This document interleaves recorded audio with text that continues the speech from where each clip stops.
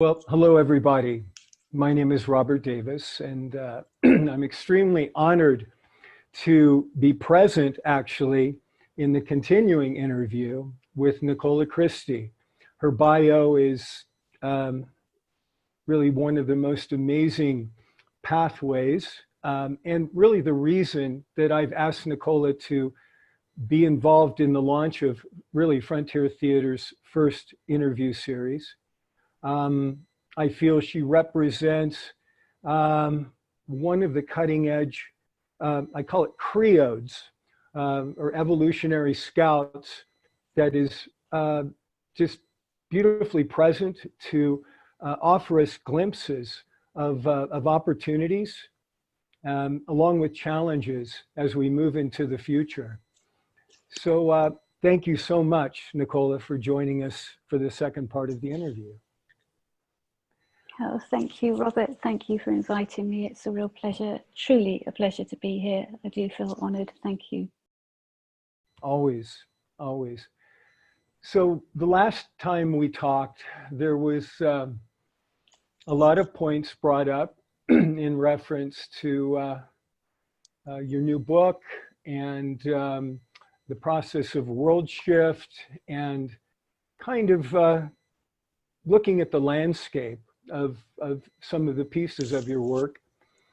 And I guess I would like to lead into this interview and just, I guess, ask the question on your vision of the present in a crisis opportunity sense. What is it that you see in prioritizing action steps to perhaps accelerate what I believe is a necessary consciousness leap that will then afford us, I think, mobilization towards climate crisis aversion and many other elements of our society, the 5G system, and how we're being kind of squeezed from all of these different levels. So what would be a little short course, I guess, that you could offer our listeners that would allow them some insights as to tools, as to what they can do immediately and on a daily basis, perhaps, to, again, elevate the insights as to how to participate in the change that is occurring around us? Mm-hmm. Mm-hmm. Well, it sounds like quite an expansive question, and one would, from my perspective, I can only respond from my perspective, one would imagine it would be quite a complex and expansive response that's needed. But you see, in my life, and in fact, I'll start right now by saying that anybody that's watching this interview, please, this is all in response to your question, Robert, please be wired up by Ethernet. Because if you're wired up by Ethernet, you're not harming anyone or anything in your home, including the plants and pets.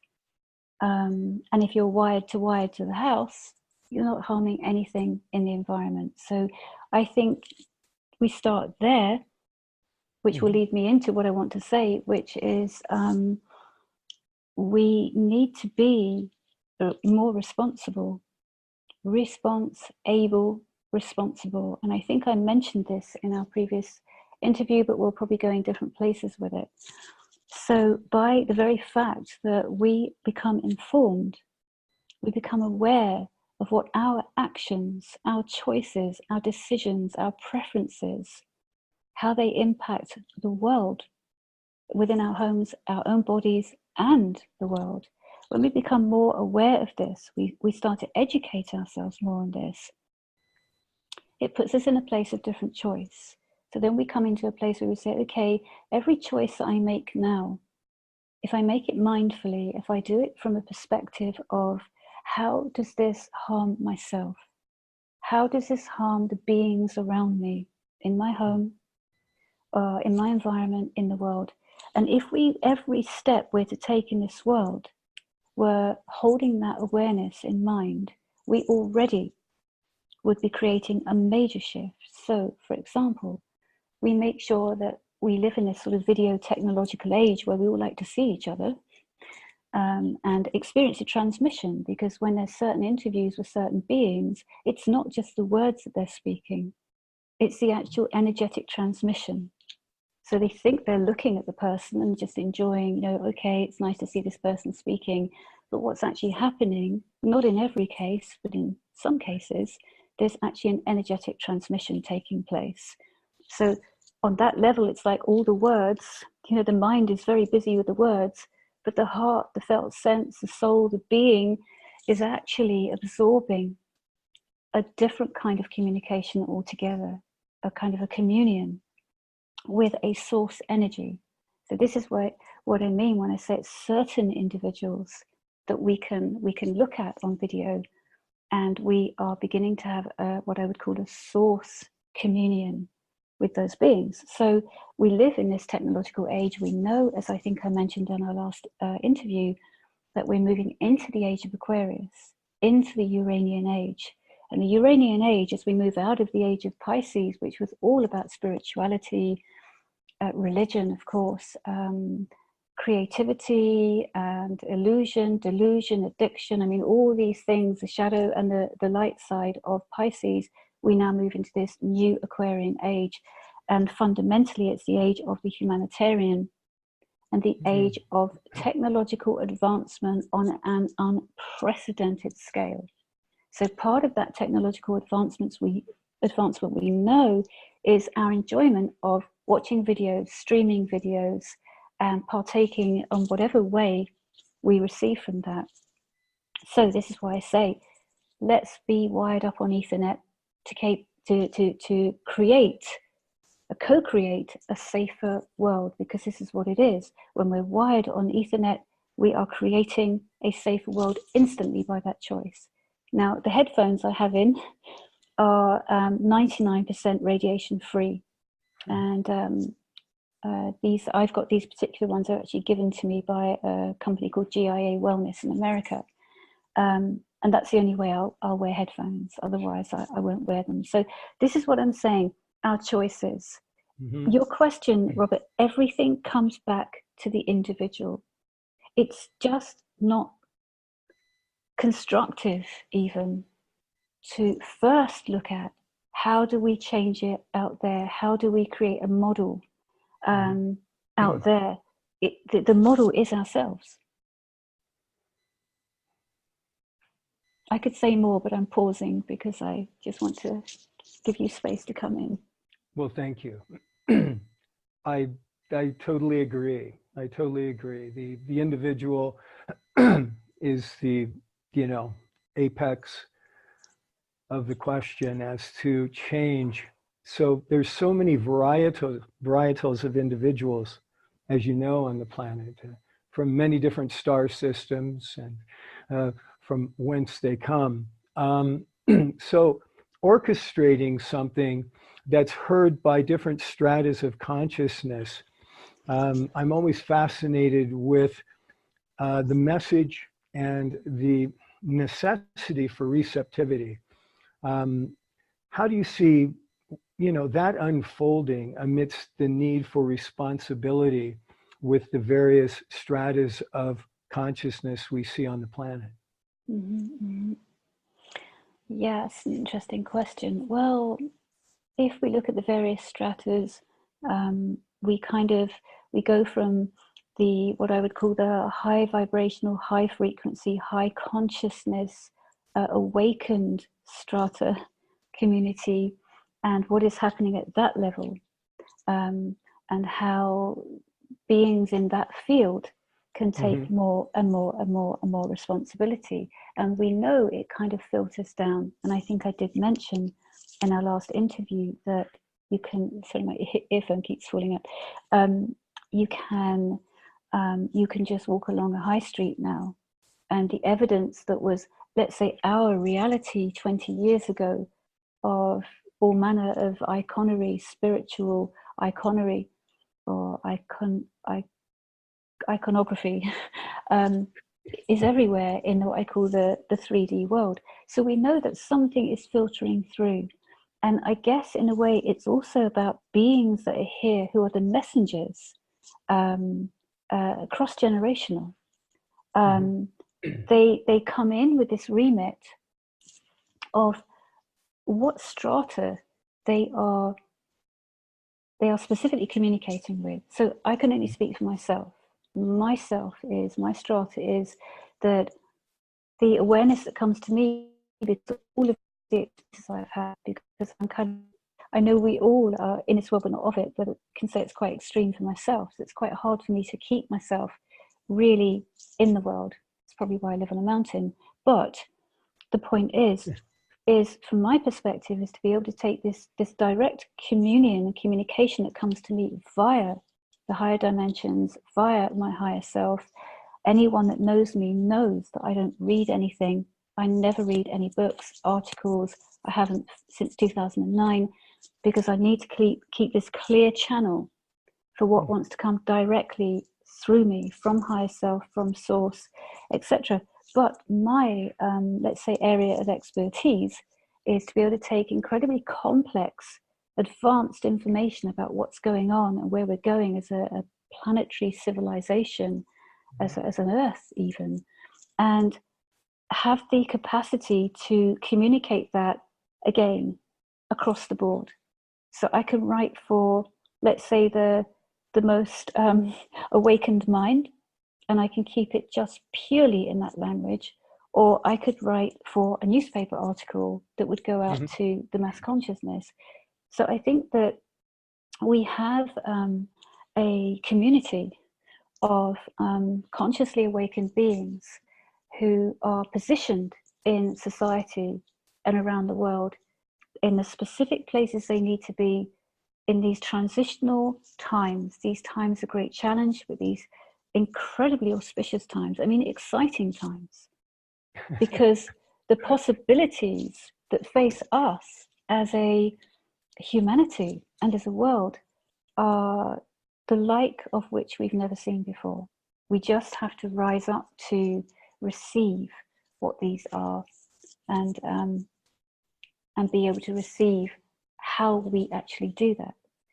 So that's kind of where I feel my own speciality is. And we can see, as I mentioned again before, various beings on the planet who are taking primary positions right now to influence the mass consciousness, including somebody like Greta Thunberg. And I know I mentioned this in our last call, that, you know, regardless of the machine that's behind her, and the controversy that's being created, she herself, as far as I'm concerned, is a highly, highly awakened and evolved being who has come back here at this time to bring this message to the world, and the world is listening. So we all have our positions. Well, excellent answer. Yeah, it was a kind of I was curious, because it's a question that is not easy to answer, and you know, just came up with a brilliant solution as far as showing how different individuals have seeded along the different stratas that are then available to communicate per that strata. And that's a, yeah. You know, it leads me to something else, Robert, which is something I'm feeling very strongly about. It's an article I want to write for sure. And it's what came to me in a meditation, is the new generation of we, in capitals, capital W, capital E, the new generation of we rising. And I really felt into that. I thought, okay, what am I receiving here? What's happening? And what I came to understand is that the template, let's call it that, because it's not old paradigm, it's the template that worked in the old paradigm to bring us to where we are now, was very much a single cell units out there working under their own name, under their own steam, like all the big names that we know now, even Deepak Chopra, Greg Braden, Bruce Lipton, Barbara Marx Hubbard when she was here, Ervin László, and all these beings that were here to blaze a trail. And now we have this new generation of we rising. And the new generation of we rising is not to do it by themselves. Now we've moved into a phase of our history where we need to do this together. And it's nothing new in a sense of, we all know that, if we're doing something on a macrocosmic level, then we're going to make more progress. But nevertheless, it's this sense now of the only way we are going to navigate and negotiate our way through this critical window of time that we've entered. And those that have gone before, the trailblazers, have opened up these avenues. And now we stand. So I almost see it from an image perspective that we're standing with this vast horizon in front of us. And we can see these trails, single trails going out infinitely in front of us where the trailblazers have gone. And now there's been this mass incarnation since the late 1930s, but I think the 60s, the 1960s, it really started to happen. This mass incarnation of awakened beings. And now is our time. Now our time is to stand together and we move forward as one energy to take up our positions, our next positions, and then the generations that come behind us will be taking up their positions in terms of what this grand sweep forward into our future as a humanity, as a world. They come behind us and they'll be doing what their remit is. So it's also from a conscious evolutionary perspective, it's we each generation, and when I say generation, I'm talking about from 90 to 6 months old right now. We right now are the generation that's here on this planet at this time. This is our remit. But we're moving also, without question, again, the whole thing of the awakened beings coming in. We started off with the light workers, who really, as I say, started mass incarnating from 1939, and then it just went off the scale in the 60s.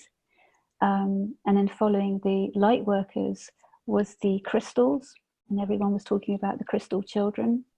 And then there was the rainbow children, and then the ones yet to come are the diamond children. We have those scouts coming in right now because there's always scouts that come in ahead of the mass incarnational wave.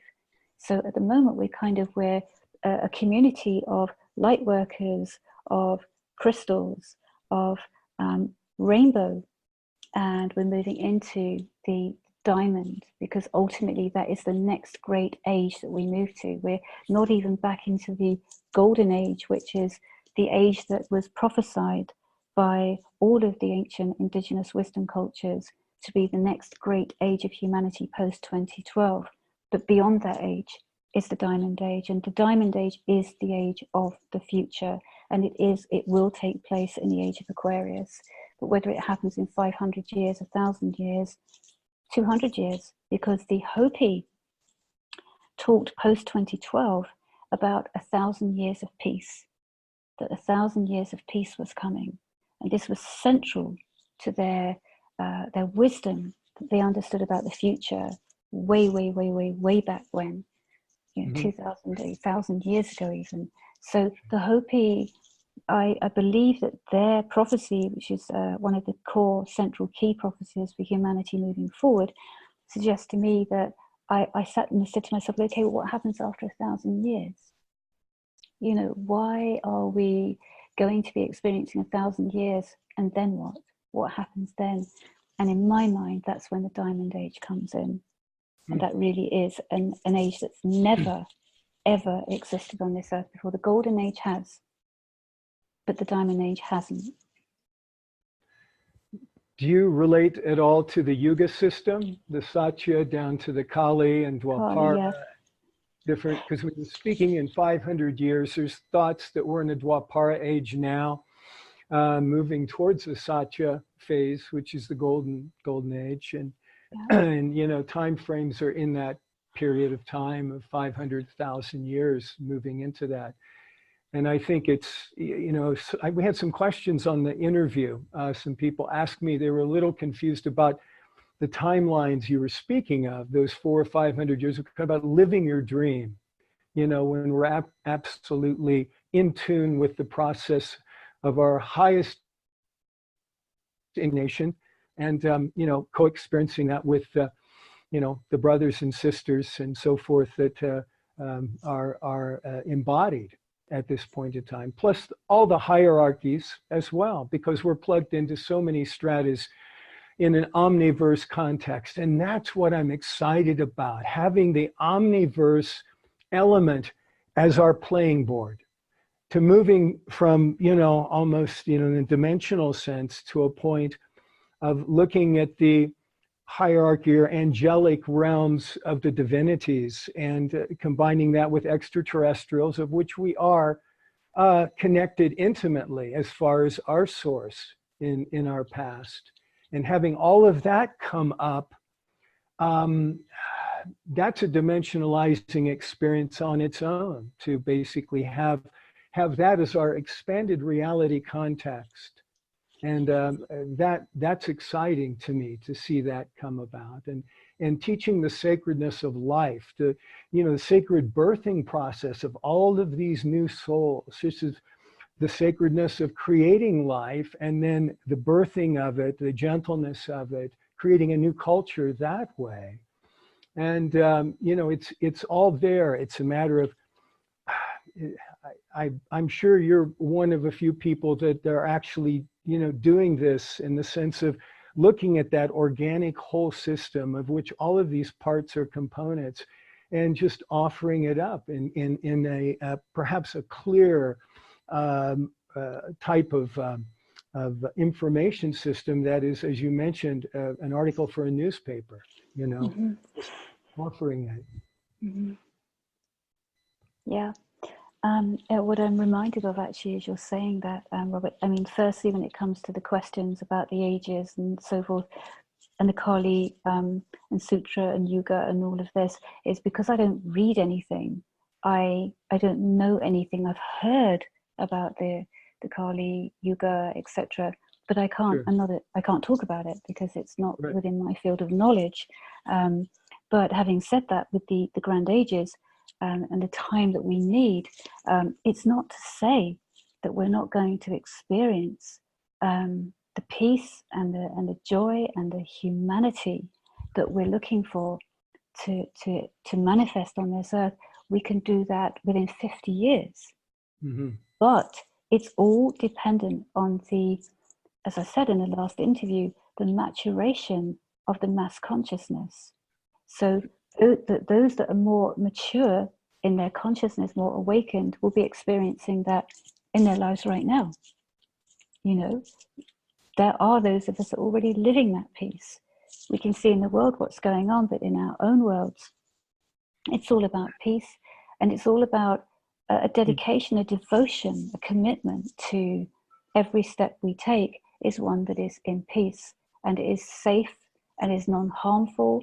You know, that saying, first do no harm. It's like a mantra for those who are consciously awakened. So the truth is that there are those of us here already who are living that reality that I talked about, that may take 200, 400, 500 years, 100 years. However, for all of us to be living it as a global consciousness, as a global community, that is dependent on the maturation, the psychological maturation, conscious evolution of humanity. And that's why it's an unknown. It's an unknown variable right now, because we don't know what leap of consciousness is going to happen next year, 50 years, 150 years from now. Something could just happen, and it could just change the consciousness in that moment on this planet. So from my perspective, I can't really put a timeline on it. And that's why I gave that kind of long sort of 500 years even. Who knows? Because if we look back at the last 500 years of history, we can ask ourselves, how far has humanity consciously evolved, psychologically integrated, and spiritually awakened in the last 500 years? And we can say there's a portion of humanity here that have done that. And to me, these are the star seeds, the enlightened beings, the beings from the future, the beings from other dimensional realities who have come here to help humanity, the world and the earth herself actually, begin to come to midwife them into this new earth reality, this new conscious epoch that we're moving towards. But these, for me, are beings who have come from other places to help humanity en masse move itself forward. But humanity en masse itself, how far has it consciously evolved? Because again, we go back to the whole subject of there is no time. So when one even says 100, 200, 300, 400, 500 years, actually there's no such thing as time. It's just an evolving process for humanity. I love the term midwifing. It's a great term for the process, and kind of reminds me of Pierre Teilhard de Chardin and the process of ultra-hominization. Ultra-hominization as we move towards omega point. Mm-hmm. So, you know, it seems to be the process, and one that is so fascinating for me because I feel like I was born with it. You know, I was kind of born with it because the different teachings and the understandings that I've been able to come to have been very magical, and all leading to basically, as I've always used the term, star culture. You know, that we are a star culture, and that realization and all the different teachings through time have led us up to this moment.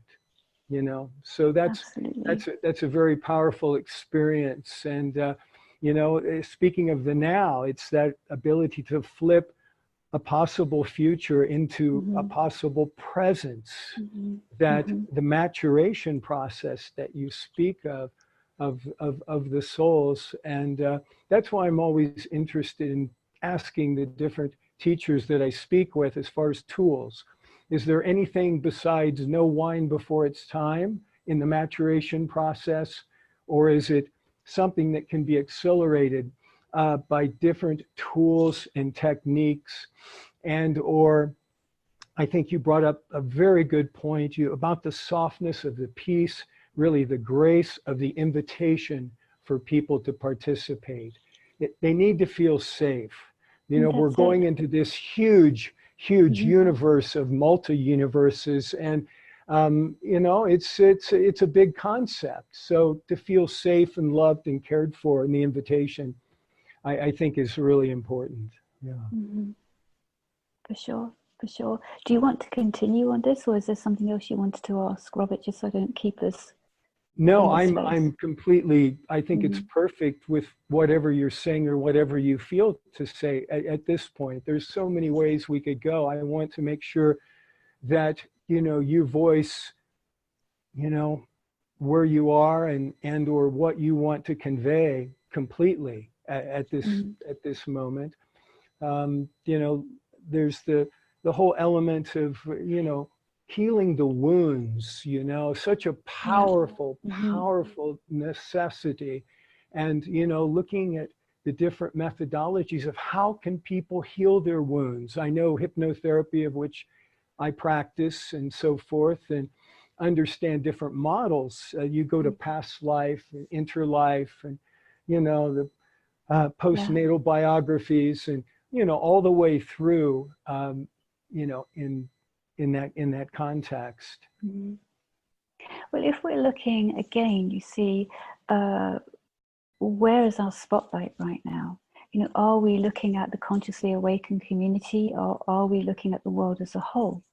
Because we're looking at different methodology for different arenas of society at this point. So what, for example, we might say to someone on the consciously awakened path, and they pretty much know where they're going with that anyway, is entirely different to what we might say to somebody who's, let's say, the least awakened level of consciousness on this planet, in this world at this time. So again, it comes back to trusting at some level that firstly, the conscious community, consciously awakening and consciously awakened community is going in the right direction, and the energies that are created by that kind of consciousness are filtering down. And in the sort of lesser awakened and least awakened areas of society, we're looking at a different way to get through. And again, where's the focus there? Who's focusing on that? Now, I actually think and feel actually that the 5G crisis, and this is what it is, it's actually a crisis, is a great gate that's opening for humanity in terms of a wake-up call. And personally, I call the whole 5G crisis a wake-up call for humanity. And I think I did mention this in our last interview, because what does it take to get through to the collective? And as I spoke again in the last interview, in the chapter I've written in the new book, you know, the role of epigenetics in constitution, is looking at why is the world in the state it's in right now? Why is what is going on in the world going on in the world as it is right now? And why is it the same story that just repeats again and again and again, century after century, millennia after millennia? It's the same story. It's just in a far more exaggerated way now than ever before. And this is because, you know, we can liken the collective to the individual. Is that the more that the individual has done the work on themselves, the more they have healed the past, the more they have healed their historical wounds, the more they open to the true being that they are, the true path that they're meant to be walking in this lifetime, and the more they open to their capacity to fulfill their greatest wishes and desires while they're on this earth. So when you look at the individual in that way, you can also say, well, let's superimpose this onto the collective. So the collective itself has historical wounds. The collective itself carries karma. The collective itself has forgotten who it really is and why it's really here, and even where it's really from. And these are kind of key components in my own message. Remember who you really are. Remember why you're really here. And remember where you're really from. And then the added component to that is, and remember where you go when you, in quotes, die. Because if people on a mass scale realized and understood that there's this beautiful reality that lies beyond this earth that they're going to, that level of awakening alone would help to anchor that reality into this dimension. Yes. So we have all of this going on, and so we say, okay, the collective is also carrying these catastrophic wounds of the past, and it doesn't seem to know how to heal them. It's got caught in this kind of repetitive cycle, this repetitive loop, and it's not really known how to get out of that. And so, as I say, we're moving into this new age of Aquarius, which is a phenomenally supportive for a great change to happen moving forward, because it's also the age of the humanitarian. And then, of course, we have the crises that are going on now, from extinction to the climate crisis, which some people question. Is it real? Is it isn't? You know, is it not? Is some of this made up? And is it another distraction? I mean, there's so many conspiracy theories out there that, you know, it's like, okay, well, what do we believe? What do we just have to know what we feel? We know that there is something going on, but then how much of that is to do with the grand evolutionary cycle of the earth herself? So we have to keep bringing it back to ourselves. We have to keep saying, okay, there's this going on, this. It's just a litany of issues that's going on that we're dealing with, and it can be overwhelming. And many people are overwhelmed by it. There's some terminology that's just been coined. I can't remember what it is now, but it's a specific terminology that's now been coined. It's not eco-stress, but it's something like that. Because so many people are feeling depressed, you know, feeling helpless, powerless, overwhelmed, because everything has come up now to the surface. So I think we just say, we trust at some level that the collective, like the individual, is on its own healing journey. And we know with the individual that the deeper we go into the healing journey, the more healing is to be had. But in order to go deeply into that healing journey, we need to become more conscious. And for me, that's where the focus is on the mass. So 5G comes in and 5G threatens. It's a major threat on health on every level. It's a major threat in terms of the pollinating species. It's a major threat on the developmental fetus, the fetus of infants, toddlers, babies, the elderly, people like ourselves. It's a major threat. So this gets the attention of the mass. This is going to come in and get the attention of the mass, you know, in terms of empowering itself, because again, when we go to the epigenetics of conscious evolution and we look at the disempowered mass, the story of the mass, the his story and her story going way back even before the his story, but the story, let's call it that, the story of the mass is of disempowerment, is of separation, is of power over. And so it's, again, when I talk about the mass being caught in this loop and they're just repeating the same patterns over and over and over again, decades, centuries later, nothing changes, it's because it's caught in this loop. So by recognizing that we have got caught in history as a mass culture, at least those of us that are more consciously awakened can look and see, okay, this is what's going at a sort of a macrocosmic level. This is why we're not getting anywhere. And then out of nowhere, in comes 5G. And 5G, as I say, is the awakener. And it's an opportunity for people to empower themselves. Because nothing will move and galvanize a collective faster than a threat to its survival, a threat to its health. And for me, this is the awakener. So do you think people are conscious enough to understand that and somehow maneuver around all of the major marketing that they're being bombarded with as to the value of 5G for whatever it's being valued as? So that's, I see there's a polarity there at this point, and I'm optimistic that with information that you're offering that can be, you know, distilled down to really recognizable bites by people that don't understand now, but presented with a clear logic as you can present it, you know, can make the right decisions.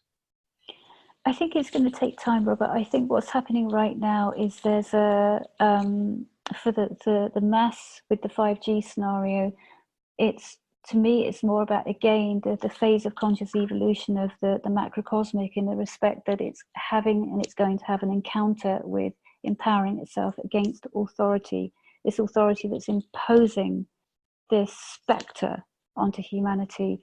And it feels like it's a first major step for humanity to be able to say no and to challenge and to actually achieve. So I feel that by galvanizing together as a collective, and it's happening all over the world, because I'm also part of an international roundtable, and we call it the Counter 5G International Roundtable, and we meet specifically from all over the world every Tuesday afternoon to discuss the global scenario to do with the 5G situation and steps moving forwards. So it's globally, it's happening globally. And to me, this is just the rumblings that's happening within society, so that the individual and the collective can gain a sense of this imposition by authority, which is its history, beginning to have a different relationship with that. So again, it's not really a case of what can be done in the short term to really turn this around and change it. It's very much what I call a long curve movement of coming out of this oppressed, suppressed, repressed, imposed history as a society, and moving into a different phase. And it's not quite that simple, of course, we know that. There's so many other components to it, you know, even with Extinction Rebellion, which is huge in the UK. This sense that, again, you know, all the people that want to tear it down, you know, well, you know, at its roots, it's this, it's that, it's the other. And it's almost, for me, that's become incidental. the very fact that this energy is mobilized and moving, and it's being mobilized and moved by genuine people who are not associated with any particular telecommunications organization, or it's some kind of, you know, imposition again by global authority. It's a setup, you know, it's all these things that are being said about it, you know, that it's actually another part of the plan by the global authorities. But you see, my feelings around it is, but it's the image that came to me the other day, I was thinking about it, it's like they scored a home goal. I think it's home goal or own goal. I don't know anything about football, but is it own, O-W-N, or home? It's when the side scores in their own net. They go against themselves. And that's what I feel with authority. I'm going to say home goal, but I've probably got it completely wrong. It's scored a home goal with 5G. Sure. It's scored a goal with crisis, change, Extinction Rebellion, and all these kind of organizations. It's stung itself in the foot. Because if I just say this piece, the intelligence of where consciousness has arrived has superseded the intelligence of global authority. Global authority is still operating under the same old templates: separation, dualism, control, manipulation, abuse, and so forth. But the intelligence template that has anchored onto this planet via the awakened beings that have come here, it has superseded the old template, let's call it that, of the patterns and the impositions by global authority. So now global authority are up against an intelligence they've never come across before.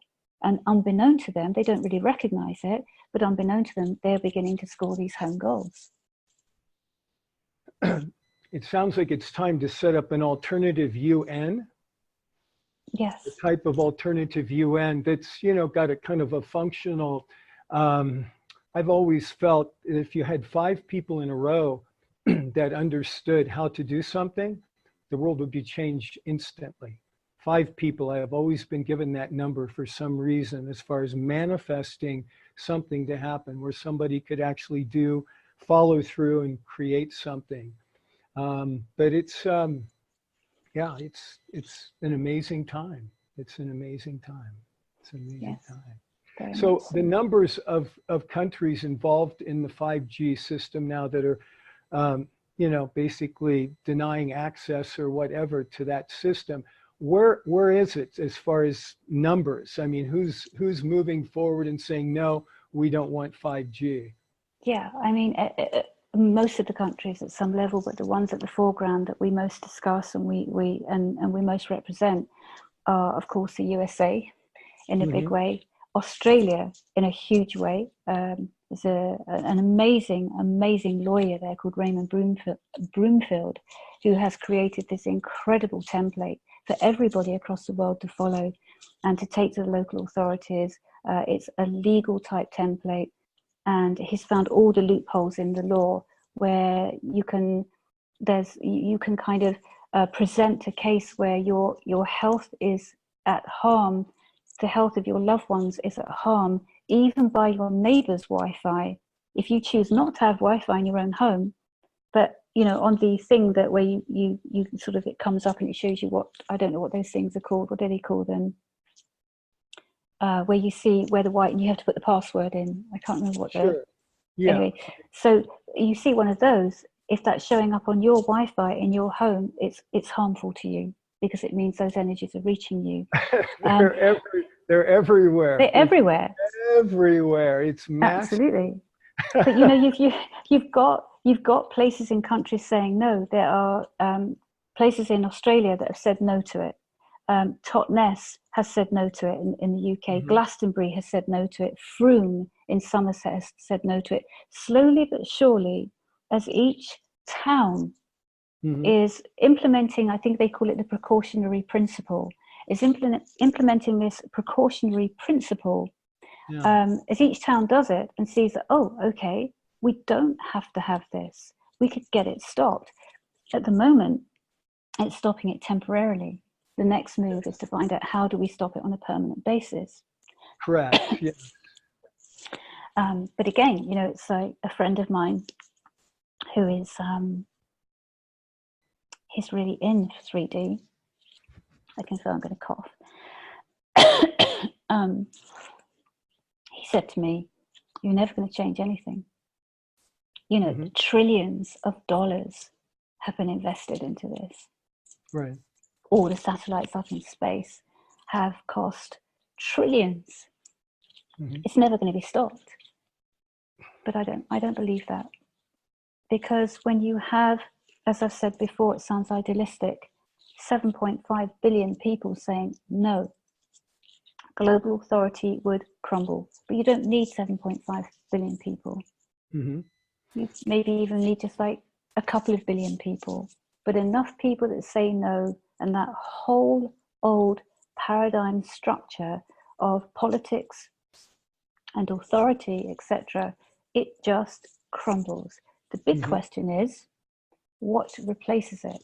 And this is why I talk about this long curve, because in this long curve, it's not just about working out, well, what do we need to do to change things? It at the same time is, well, what do we do when, not if, when things change?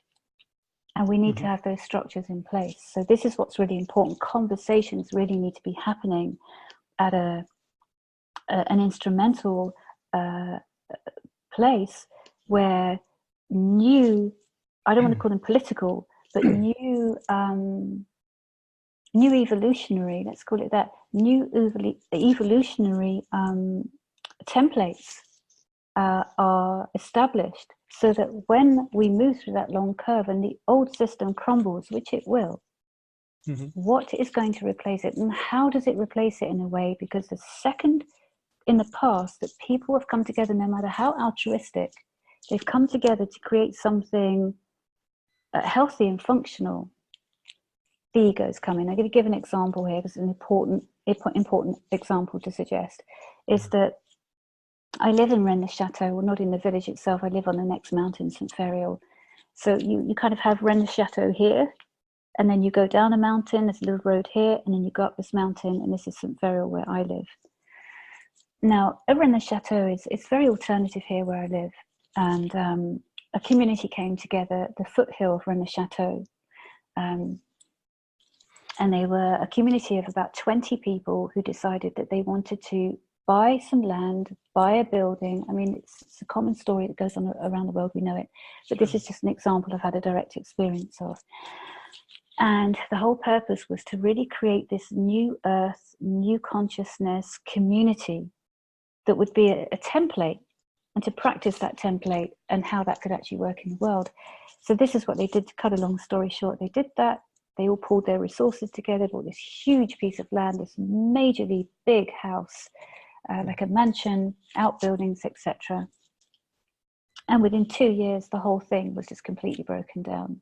Because what had happened is, as usual, the egos came into play, because there always has to be the alpha male, the alpha female, you know, the one that wants to be the leader, and so it went on. And this comes back, Robert, again and again and again to the self. Because if you put 20 people together in that kind of situation who have done the work on themselves, who have left no stone unturned in themselves, who have psychologically integrated, consciously evolved, spiritually awakened, and have positioned themselves genuinely, not just as a concept, but genuinely in a place of love in themselves. So everything they do is about love, mindfulness, the way they talk to someone, the way they view someone, the way they commune with other people, the land, nature, animals, insects. The whole life is a dedication to love, genuinely. Put 20 people like that together who know how to communicate, not from hierarchy, but simply from how much they love each other. And that communication, because of the love, is so pure that this is when you can create a new template. So it comes back again and again and again to the work we do on ourselves, the healing we do on ourselves, looking back at our history, looking back at our childhoods, looking back at our ancestors, thinking about our karma and saying, this has to dissolve. It has to be healed. It has to be, in order to heal, first we must feel. In psychosynthesis, we talk about identifying in order to disidentify. So we need to step in to the wound consciously to then be able to transcend it. And only when we've done that en masse will we be living in this, I would say, golden age for sure, but on our way to the diamond age. And it needs to be done individually and it needs to be done collectively. Is that process detailed in your book so someone would just follow those sequences? And the healing, again, is it, as you see it, does it come about through just the self-realization process, or are there tools, again, that, how does one truly heal? By just observing, the pains of the past, or is there some other process? And I know it's going to be individual per individual, but that's what I'm really looking for, if there's any insights as to how we do actually heal something. Yeah it's not either or, it's both, and it's beyond. I mean, I don't want to sound cliche, and I genuinely don't feel this when I'm saying this. For me, it is truly about love. There's, again, a person I know who is so embedded in 3D, so embedded in it, and has not gone anywhere near their history. And their history is a difficult one. Right. And so they operate under this kind of unconscious entrainment with what I see as a slavery system that is, the matrix. And so that this person is very reactive, angry about this, reactive about that, violent thoughts about this, disrespectful thoughts about that, and so forth. And it goes on and on and on, including towards myself. But my wisdom says to me, keep coming back as love. Just keep staying present as love, not as a concept, but as a genuine state of being, which after all the work I've done on myself, which is like, I don't know, 20 years, maybe more, of this deep leaving no stone unturned in my own self to have cleared everything I have cleared. Sure. It puts you in a position where you can say, okay, keep coming back as love. And what has happened, regardless of what this person has said and done, and some of the things they've said and done to me would have people's mouths drop open with shock, not physically touching me, but just threats and things like that. To keep coming back as love. And I slowly but surely noticed over a period of years, something started to soften.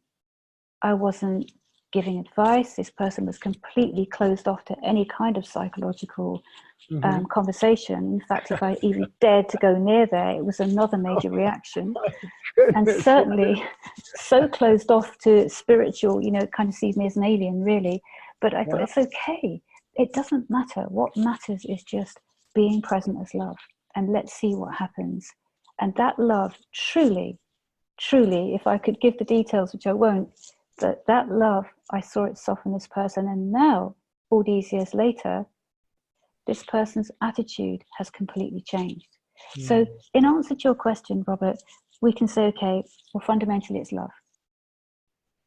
Gravitate towards love, wherever love is. And then we can say, okay, well, some love that's love, all love is love, but some love of it isn't quite as functional as other love. So, where do we gravitate towards there? But I just feel I think it's if the individual can recognize that they're actually living in pain when they're living out of alignment with the natural order of things, the way things are meant to be. I think that's the first step. But again, do they go to a psychotherapist? Do they go to a hypnotherapist? Do they go to healers? I mean, I think it's all and more. And I think our generation, and when I say our generation, I'm talking about the tens of thousands and thousands of light workers, of conscious evolutionaries, as I like to call us now. I think we have our role, and our role really is not to exclude ourselves and make ourselves exclusive as a community. Okay, here we are, we're all together, we're all on the same table. Yes, there's still lots of things to work out here, but we know where we are, and there's that dimension over there. It's actually about integrating into that dimension and bringing the awareness, the consciousness, the frequency, the vibration, the love that we are, taking it into 3D, and then just being present as love. And that in itself, if enough of us are doing that, is going to change things. So even though I live up on this mountain, I do spend a lot of time going right into the heart of 3D, and I do my practice there, which is all part of our practice as consciously awakened beings in this dimension at this time. Hear ye, hear ye. Hear ye, hear ye. I love the rainbows around you, Robert. I don't know if you can see them. It's all these little rainbows. Beautiful. Yeah. Well, thank you for your insights, and really, I love your process of explanation, because it comes in waves. It comes in waves, and you covered these facets, which when you say something, I'm just wondering about another facet, and then a little bit later you just answer it naturally in your process. So I thank you for that. It's a wonderful experience. So in closing, as always, if there's anything you would like to close with and leave our listeners and viewers with, again, your energy and your heart. Yeah. Well, thank you, Robert. I just give that a little bit of thought for a moment, okay? Just see what I'm with.